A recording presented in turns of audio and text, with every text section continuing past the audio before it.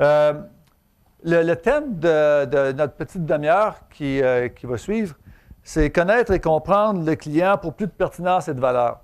Si j'avais à dire ça à mon VP, il me regarderait avec des grands yeux de même, puis il dirait, Michel, en marketing, ce que tu es en train de me dire là, c'est une évidence. Puis la deuxième question qu'il va me demander, c'est combien ça coûte, puis quand? Puis ça, c'est la question qui tue généralement. Ce matin, on a vu des cas où il y a des beaux systèmes en place. Il y a eu des disciples qui sont venus épauler les gens qui parlaient. Puis c'est bien beau tout ça, mais quand je regardais ça, moi, ce qui m'intéressait, c'était tout ce qui se passait en amont, tout ça. Pour arriver là, qu'est-ce que ça prend? Quelles sont les conditions gagnantes? Puis comment on y arrive, dans le fond, pour faire en sorte que l'entreprise devienne une entreprise centrée client. Puis j'ai pris quelques notes pendant les présentations de ce matin. Puis c'est du ad-lib que j'ai retiré, que je me suis rappelé. Il y en a un, je pense, c'est Claude qui a dit ça. Je travaille à changer la culture des ventes. Donc, il ne travaille pas, dans le fond, oui, il travaille à devenir centré client, mais il y a une culture qu'il faut changer pour y arriver. Il y a quelqu'un qui s'est dit, puis qui m'a dit, je pense que c'est Claude dans la première présentation, il dit, on se rend compte que cela ne règle pas tout. Tu peux avoir autant de données que tu veux, tu peux en avoir des terabytes, des zettabytes, des hectobytes, peu importe le nombre, mais ça ne règle pas nécessairement tes questions d'affaires, puis ça n'améliore pas nécessairement ta capacité à faire de la mise en marché plus efficace de tes communications. On a dit aussi, je pense que c'est encore Claude, 2 fois, les bonnes intentions, c'est pas assez.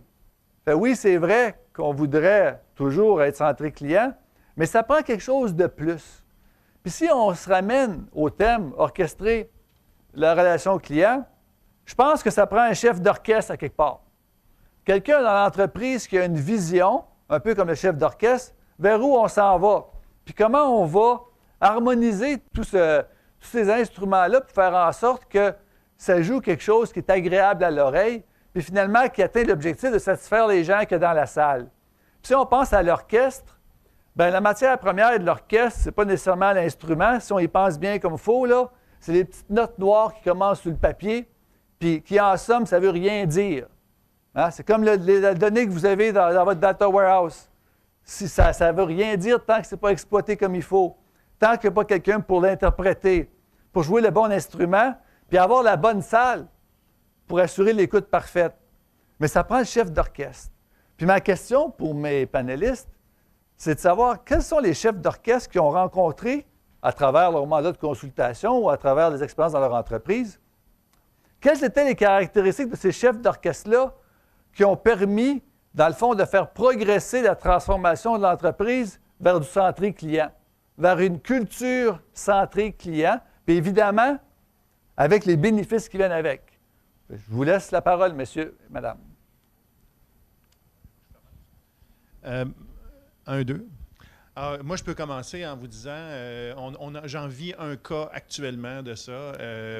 Le cas que je vous ai présenté tantôt au niveau de la Hollande, le CCO, le Chief Commercial Officer, c'est celui qui commandite le projet de transformation. En fait, la façon que le projet a commencé, c'est qu'il cherchait à transformer la culture de vente dans son entreprise, juste par hasard. Il est en Hollande, le gars. Et il a été sur le web et il a tapé Sales Culture Transformation. OK? Et c'est nous qui avons sorti. On est probablement les seuls qui ont sorti. Puis c'est comme ça qu'il a pris contact avec nous. Mais depuis qu'on travaille avec il s'appelle Ron, le type. Et Ron et moi, on se parle maintenant toutes les semaines. Il me tient dans la loupe sur tout ce qu'il fait, toutes les initiatives qu'il fait, à part de ce qu'on fait avec eux autres, je suis au courant. Et je dirais que ce qui caractérise cette personne-là, c'est non seulement sa vision, mais c'est presque de l'acharnement. OK? Vous savez, il y a une ligne fine en tête tenace puis être achalant. Hein? Lui, il marche sur le fil de fer, je peux vous dire. Il a même mis en place récemment, il trouvait que ça allait pas assez vite. Et là, il a mis en place, et tout le monde a embarqué là-dedans, il a mis en place un programme où est-ce qu'il appelle ça le Sales Trainee Program, mais il opère dans 8 pays, bientôt 9. Là. Mais là, dans chaque pays, il engage un top vendeur qui va installer dans les bureaux de chacun des pays pour mettre pour mettre de la pression dans le système, pour faire en sorte que la culture de vente change plus vite, puis que les gens se concentrent plus sur ce que le client veut et non pas ce que le country manager veut. C'est vision, bien sûr, mais deuxième critère, d'après moi, c'est L'acharnement. l'acharnement, le stay the course. Tu sais, c'est vraiment... La passion, la détermination à changer la culture. C'est vraiment c'est plus que de la détermination. C'est comme... c'est impressionnant. Très impressionnant. Oui, oui.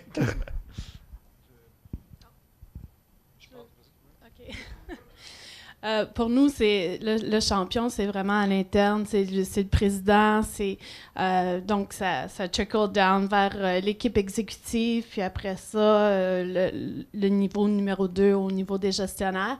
Mais ce que j'ai toujours aimé de Christopher, que tu connais très bien, c'est qu'il dit hire grade A employees and fire yourself. Donc, c'est ce qu'il a fait à l'interne. Il a vraiment, il croit dans ce qu'on fait au marketing et aux ventes, puis il a mis en place les bonnes personnes qui ont vraiment l'acharnement, qui continuent, puis après ça, il dit, OK, I'm out of the picture, I fire myself. Et c'est vraiment ce qu'on apprécie de lui. Donc, il met toute sa confiance en nous et c'est ce qui nous a aidé aussi à avancer dans tous les départements. Donc, c'est d'avoir le empowering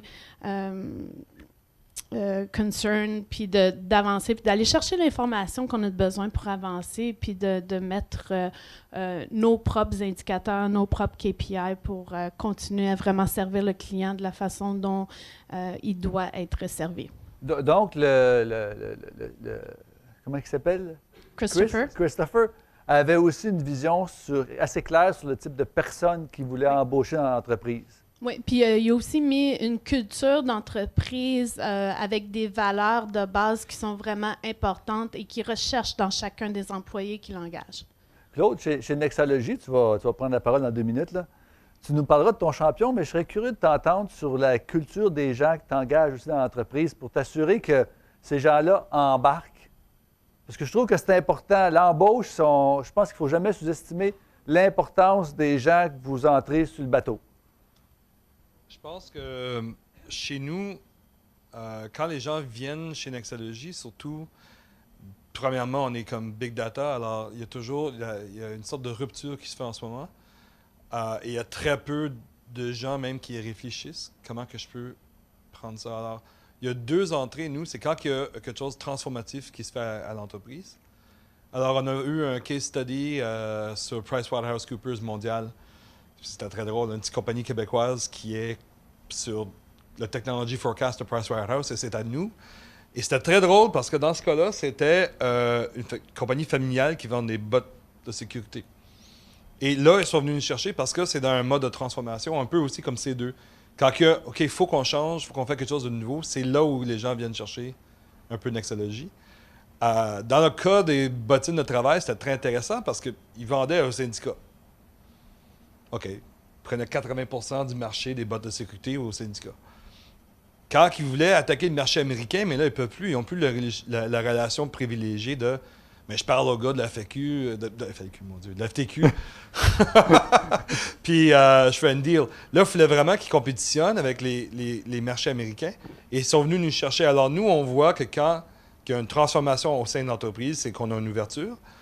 Et là, nous, qu'est-ce qu'on a fait? En écoutant, alors c'est là qu'est-ce qui est très intéressant, c'est que je pense que si tu veux faire une transformation en entreprise vers qui est plus customer-centric, il faut qu'on écoute. La première étape, c'est listen. Il y a trop de compagnies qui ne font même pas ça, qui ont déjà dans leur tête qui sont les personnes qui vont acheter mes bottes de sécurité, par exemple. Puis dans ce cas-ci, nous, on a trouvé 2 marchés qu'eux n'avaient même pas réfléchi. Pas du tout. Puis un marché, c'était le marché des VTT. C'est pas seulement les gens de construction qui veulent avoir des capes d'acier. Alors, tout de suite, c'était un nouveau marché, puis ça a pris 0 de temps, puis c'était intégré. Le deuxième marché, j'en parlerai pas, mais c'était très drôle. C'était un marché plutôt fétichiste. Puis ils ont décidé de ne pas aller sur celui-là. Mais à l'écoute, quand on écoute ses propres clients, quand on écoute ce qu'il dit, on apprend, on veut voir des nouveaux marchés, on devient plus customer-centric, la première chose. C'est s'il n'y a pas de volonté à l'écoute, il n'y a pas vraiment de rôle pour nous. Puis excuse Claude. Ouais. Donc, le chef d'orchestre, ça doit être une personne qui est prête à écouter puis à aller en dehors de ces sentiers battus puis de ces paramètres qui sont définis habituellement. Absolument. Puis comme nous, quand on fait de l'écoute pour tout, on fait de l'écoute pour les politiciens, etc., on a toujours des très bonnes nouvelles, puis on a toujours quelque chose d'une surprise, comme les fétichistes, ou une très mauvaise nouvelle.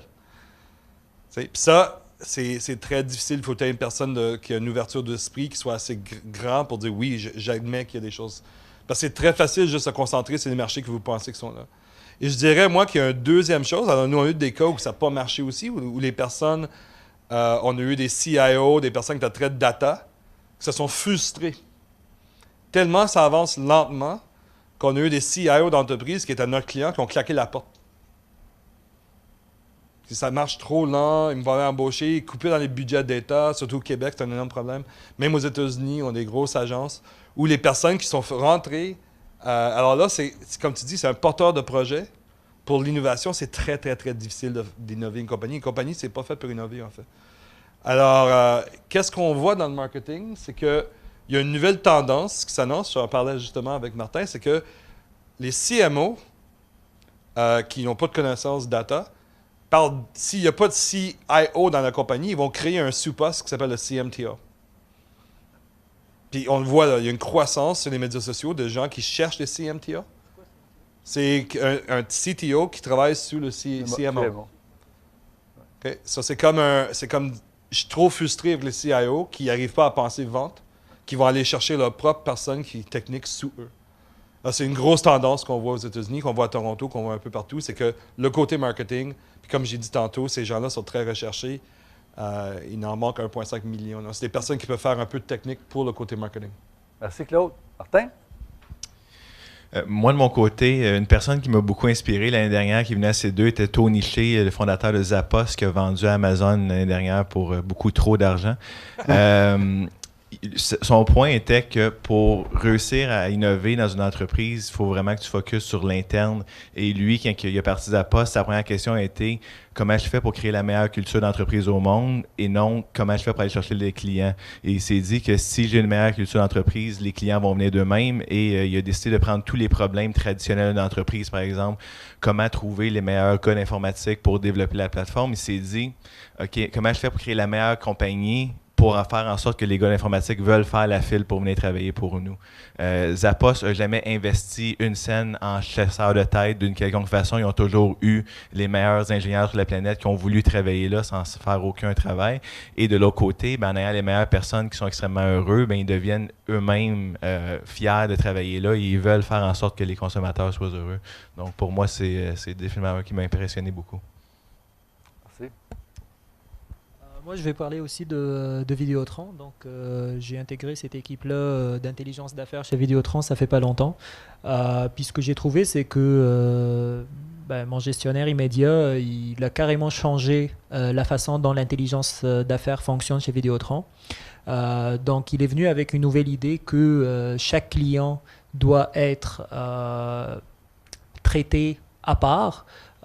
Traditionnellement, chez Vidéotron, tous les clients étaient traités pareil, mais avec les nouveaux usages, les nouvelles technologies, les nouvelles préférences, attitudes, etc., c'est sûr que lui, il disait non, il faut agir d'une façon différenciée, personnalisée. Puis lui, il a justement véhiculé cette idée-là jusqu'à la présidence de Vidéotron. Puis il nous supporte dans ce changement-là. Puis depuis 2 ans, justement, il y a un changement de la façon de faire au marketing chez Vidéotron. Puis l'intelligence d'affaires, tout ce qui est analytique, tout ce qui est différenciation, utilisation des données a pris une autre dimension chez Vidéotron. Puis c'est toujours pour le mieux, bien évidemment. Donc les gens techniques qui travaillent pour le marketing, c'est nous. Je vais reprendre la conversation. Je me sens comme Stéphane Bureau, aux grandes entrevues. Il faut que je relance un peu. On sent l'importance du chef d'orchestre. Si dans votre entreprise, vous avez un dynamo comme ça, identifiez-le, puis comptez-vous chanceux, parce que c'est pas partout, je pense, qu'on a un dynamo comme ça dans les entreprises. Mais On a des belles histoires, hein? On a un dynamo que ça marche. La personne peut faire une transformation. Quand tu es CCO, tu as les rênes du pouvoir en main. Puis tu te dis, je peux y aller, puis je peux avoir des budgets, puis je peux les faire débloquer, puis j'y vais. Mais il y a des freins à ces transformations-là. Il y a sûrement des embûches. Le parcours n'est pas aussi facile qu'on pourrait le décrire nécessairement dans un roadmap. Puis je suis curieux de vous entendre aussi sur les freins principaux que vous avez trouvés au changement des entreprises. À part ceux évidents où on peut penser, puis là je dis on peut penser que, par exemple, ma génération est un frein au changement. Au contraire, moi je veux que ça change, puis je trouve toujours que ça ne change pas assez vite. C'est les jeunes, des fois, qui ont la misère à me suivre. Parce qu'ils me disent tout le temps, ça se fait pas. Je dis, c'est pas une réponse que je veux avoir. C'est sûr que ça se fait. Il faut juste trouver une façon différente de faire les choses. On peut recommencer, Tarek, par toi. Puis juste pour décrire, c'est quoi les freins, les difficultés que vous avez eues chez Vidéotron pour en arriver là? Justement, je pense qu'il y a des façons de faire qui sont déjà installées traditionnellement chez Vidéotron. Donc, on parlait du vieux fichier Excel, par exemple, qui est là. Puis, parfois, c'est dur, justement, de se débarrasser de ce fichier Excel-là. Puis, les gens, ils sont à l'aise à faire ce qu'ils font. Fait que de là à venir introduire une nouvelle façon de faire, le gars, il vient toujours, il est à l'aise, ça fait comme des années qu'il fait la même chose. Puis de là à venir lui dire, ben là, on va changer tes choses, tu le sors de sa zone de confort. Il faut quand même une bonne gestion du changement. Il faut gérer ces personnes-là. Puis je pense qu'à travers justement des réunions, essayer d'expliquer c'est quoi les bienfaits de ces nouvelles façons de faire, essayer d'avoir l'adhésion de tout le monde. Puis ça revient un peu à votre première question quand vous dites un leader, qu'est-ce qu'il fait? Ben, il fait aussi ce genre d'affaires-là. C'est de rallier tout son monde à travers cette idée, ce changement-là. Puis voilà. Ça prend un évangéliste, hein? La qualité du leader, c'est d'être évangéliste et de recommencer tout le temps le même discours. Martin? Du côté de ces deux, je dirais, les plus gros obstacles qu'on a connus, c'est le middle management des entreprises et la culture en place. Souvent, on fait des ententes et veut pas les silos, c'est aussi un de nos gros obstacles parce qu'on ne rentre pas dans aucun silo traditionnel. Et on fait une entente avec un CEO, un CMO qui dit on s'en va dans telle direction, on fait telle chose, sans nécessairement communiquer à son équipe que c'est vraiment la vision. Et l'équipe tente de reproduire ce qu'ils font depuis 10, 15, 20 ans de la même façon, sans se dire « Hey, il y a peut-être une nouvelle façon de faire », mais que le leader garde les nouvelles idées, la nouvelle vision pour lui et ne le communique pas de façon efficace à toutes ses équipes. Ce qui fait en sorte que le projet, généralement, plante très rapidement parce que même si l'exécutif senior y croit, le veut, les gens qui l'exécutent, s'ils n'y croient pas, ils ne comprennent pas comment ils peuvent y croire et ils tentent de copier et coller dans le fond, qu'est-ce qu'ils font depuis 20 ans dans un nouveau modèle d'affaires au lieu de se dire, OK, on efface tout et on recommence. C'est vraiment là qu'il y a le plus d'obstacles. Et de notre côté, c'est ça qui nous a le plus souvent arrêtés. Martin, rapidement, pour laisser le temps à Martin, numéro 1, et Caroline. Je vais échoyer les silos au sein des entreprises. C'est probablement la plus grande place. Souvent, nous, même si on est très data, on va être pris dans le monde des communications. Puis même si on peut faire des très bons insights, on peut livrer d'autres choses, aller d'un silo à l'autre, c'est presque impossible. La deuxième, c'est clairement la main-d'œuvre. C'est que former la main-d'œuvre à l'interne. Les gens voient ça comme « Oh mon Dieu, j'ai une autre tâche à faire ». C'est pas que j'enlève une tâche et j'en ai une nouvelle qui va remplacer ça, c'est que les gens immédiatement voient ça comme « J'ai déjà plein craqué, je peux pas prendre une autre responsabilité ». Qui a l'impression de travailler en silo dans la salle? Qui a l'impression qu'il y a des silos chez eux? Ah, c'est pas tant que ça. Des menteurs. Caroline? Pour nous, les freins de nous faire avancer, parce qu'on est dans une PME, bon, c'est les ressources. C'est les ressources, puis d'essayer de trouver les meilleurs moyens d'être productif avec les ressources qu'on a. Puis c'est aussi, comment je pourrais dire, c'est la visibilité et la transparence de ce que le département de marketing peut accomplir et peut faire. Puis je pense que ça, c'est un des freins auxquels je me suis frappée le plus souvent là, dans ma carrière. C'est « Ah oui, fais une présentation pour les ventes, puis j'en ai besoin pour demain à 8 heures. » Non, mais c'est parce qu'une présentation en vente ou un article blog, ça prend plus que 30 minutes à faire, puis j'avais déjà d'autres choses qui étaient planifiées pour ma journée. Donc, c'est vraiment de donner de la visibilité à toute l'équipe de gestion, l'équipe exécutive, du nombre d'heures que ça peut prendre pour un projet spécifique.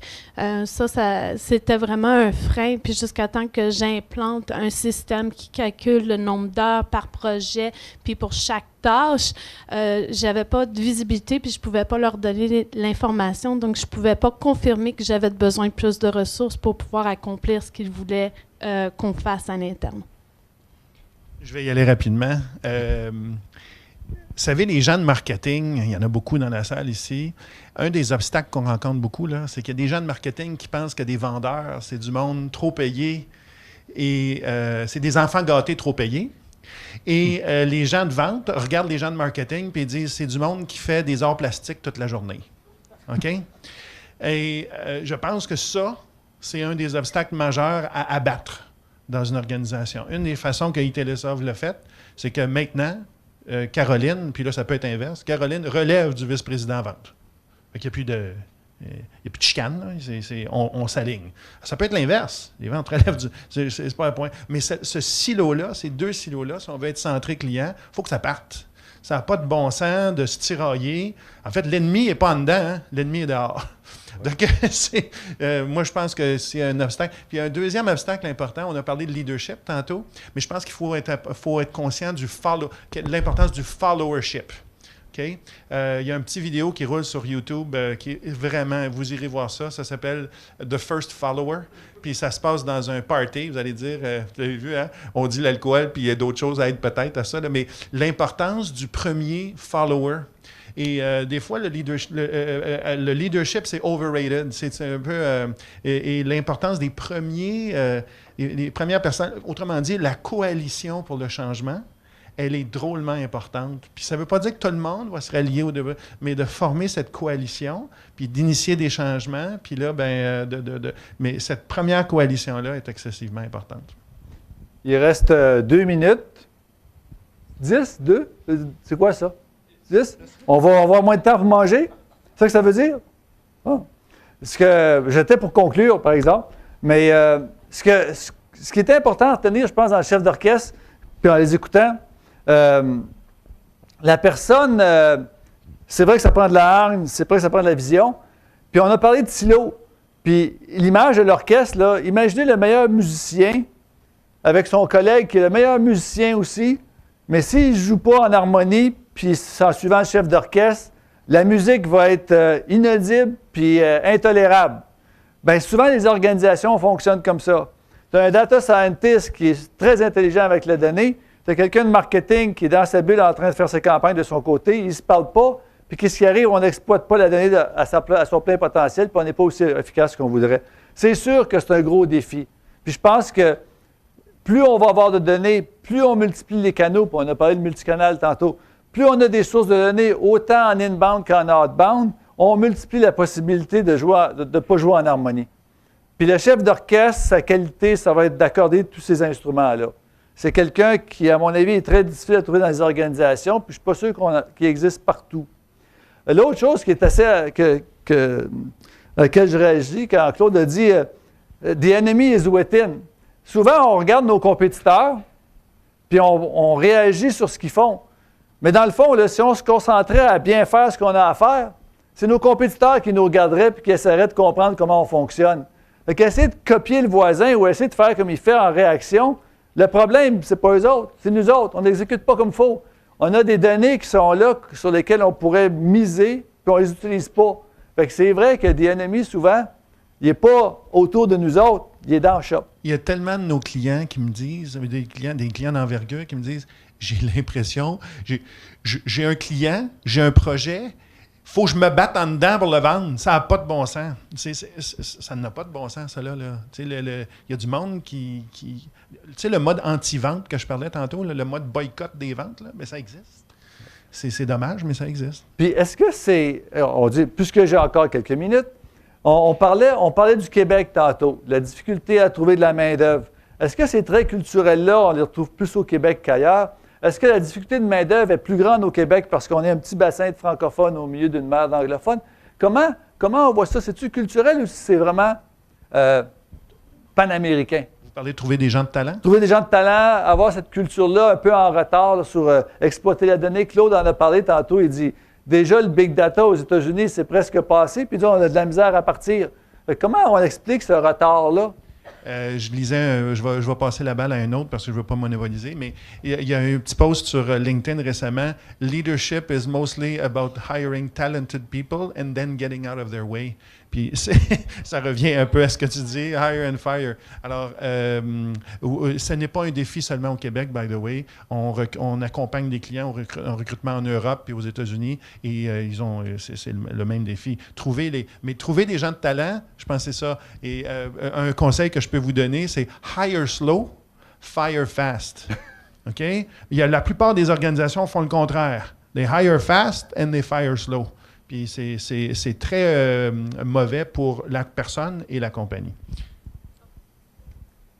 Moi, ce que je peux dire, c'est qu'au niveau de notre équipe de marketing, j'engage premièrement sur le caractère, puis sur la chimie avec l'équipe en premier lieu, et après ça sur les compétences, parce que les compétences peuvent toujours être apprises, mais tu peux pas apprendre à quelqu'un le caractère ou la chimie pour travailler à l'intérieur de l'équipe. L'autre chose que je voulais mentionner aussi, puis je vais passer la balle parce que ça... Ça va revenir. Oui, merci. Claude? Alors, la question, c'est qu'est-ce qu'il y a au Québec qui fait que sur certaines choses, on affiche un retard? Alors, on a parlé un peu de l'autre côté. C'est clair que les médias sociaux, il y a un taux d'analphabétisation extrêmement élevé au Québec par rapport au reste de l'Amérique du Nord. Alors, si on ne peut pas s'exprimer bien en français ou en anglais, on ne va pas écrire. Et c'est un problème. C'est vraiment quelque chose qu'on doit régler là, à l'interne parce que l'autre chose, je crois que c'est la taille du marché qui va faire qu'il y a des clients que...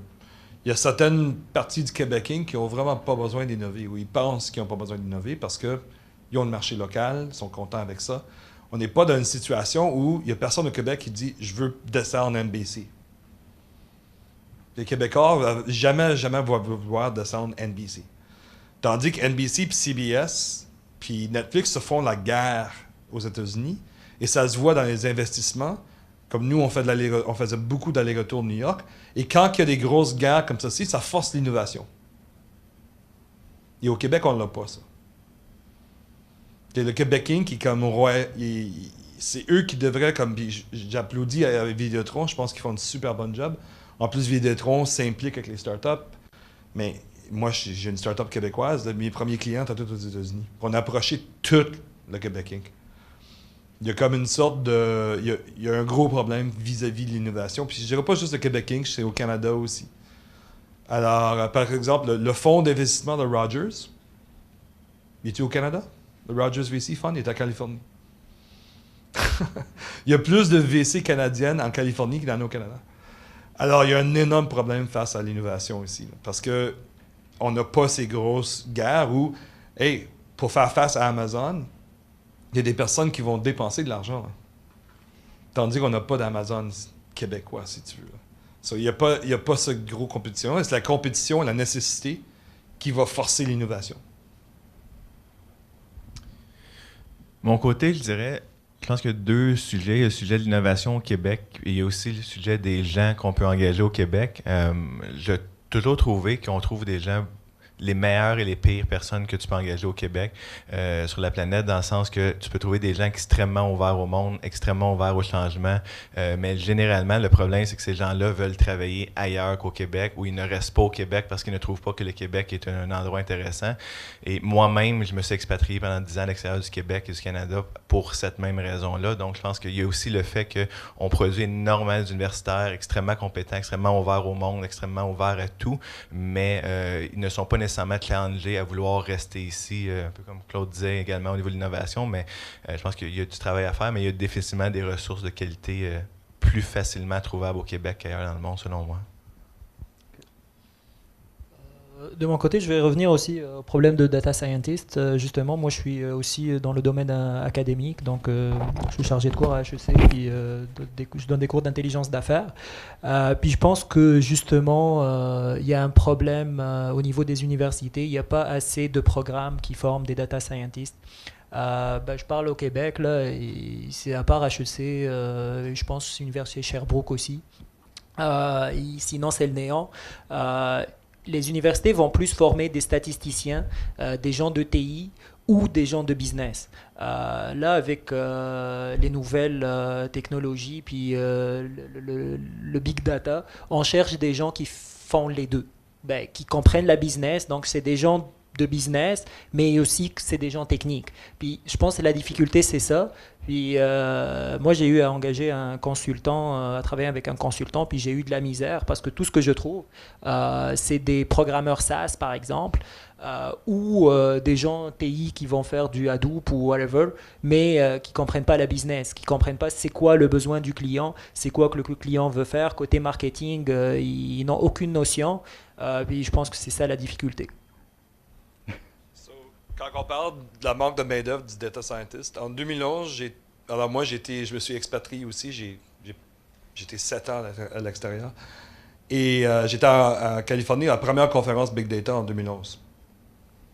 Et déjà en 2011, toute, dirons, la région de la Silicon Valley, il ne restait plus un physicien, un astronome, un génome qui n'a pas été embauché. Le job board, en 2011, c'était des compagnies qui cherchaient. Alors, les data... Puis, pour te dire un peu qu'est-ce que c'est le retard, cette année, nous, on a travaillé avec Gevrey Montréal. Et c'est seulement cette année à Gevrey Montréal, 2014-2015, qu'on propose un institut du Big Data à Montréal. 4 ans de retard par rapport à 2011. Trop tard. So, il y a quelque chose, je ne sais pas qu'est-ce que c'est, mais j'écoute Martin. Je veux dire, il y a des tonnes de Québécois qui sont extrêmement bien formés. On est créatifs. Les universités produisent des personnes hallucinantes. Quand on passe, par exemple, la personne qui a prouvé que Stephen Hawking, il n'y aura pas de Big Crunch, c'est un Québécois. Tu sais, mais il l'a fait à Cambridge, il ne l'a pas fait ici. Alors, il y a un problème à régler. On a la capitale, mais je pense que ce n'est pas le côté... C'est vraiment où est-ce que le Québec Inc. là-dedans. En Californie... et à New York, le Québec, les Inc. sont près des universités. Puis ils cherchent ces gens-là, puis ils innovent. Et c'est quand ces personnes sortent des universités, on n'a rien ici. On doit aller travailler ailleurs.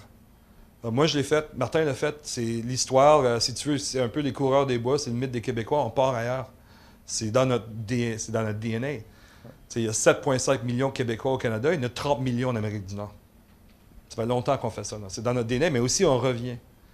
Alors, aux côtés du Big Data, on va les chercher maintenant où? C'est des astrophysiciens, comme moi, j'ai fondé le département d'astro de McGill.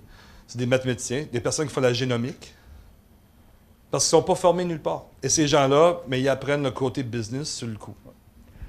On va aller luncher, mais après-midi, avant de partir, je vais rajouter un mot. Moi, je ne suis pas capable d'arrêter de parler. Après-midi, on va parler de relationnel. Puis je suis bien curieux de voir si on va voir comment on peut faire abattre les murs de silos qu'on a parlé tantôt. Puis pour le recrutement, là, à un moment donné, quand on voit des programmes comme Data Scientist à HEC, en statistique, en mathématiques, tout ça, c'est bien beau. Mais dans l'avenir, je peux vous le dire, pensez à des formations différentes de celles-là. Par exemple, dans la visualisation de données, là, ça ne m'étonnerait pas qu'un jour, ce soit des cinéastes qui fassent les présentations à notre place. Que ce soit des vidéastes qui présentent les données. Sortez des sentiers battus. Il y a des gens créatifs, puis la donnée, c'est un mode de communication. Puis le succès dans la façon dont c'est transmis dans l'entreprise dépend beaucoup comment vous êtes capable de communiquer ce que vous voyez dans le data. Puis ça ne prend pas nécessairement un statisticien ou un data scientist pour faire ça. Ça peut prendre quelqu'un qui est juste capable de prendre sa connaissance puis de la transformer dans un autre secteur. Hein? Faire de l'astronomie, s'il y a des liens avec des toiles, il y a des liens avec toutes sortes de choses, un biologiste, un génomiste, il y en a des gens, puis pensez pas seulement statistique ou data scientist. Fait que je vous laisse aller luncher, puis on se voit après-midi.